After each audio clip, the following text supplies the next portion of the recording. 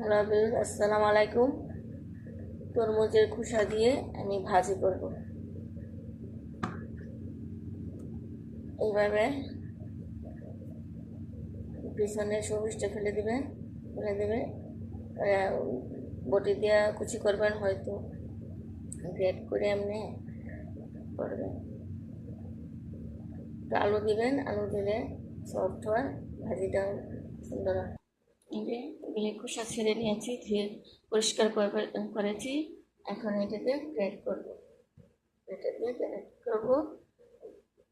বটিতে কুচি করতে পারেন, যে যেমন পারে ও ছুরিতেও করতে পারেন। এটাতে যেমন করলে তাড়াতাড়ি হয়ে যাবে, ওই জন্য আমি এটাতে করবো। এই যে গ্রেট করে নিয়েছি, এটাতে গ্রেট করে নিয়েছি।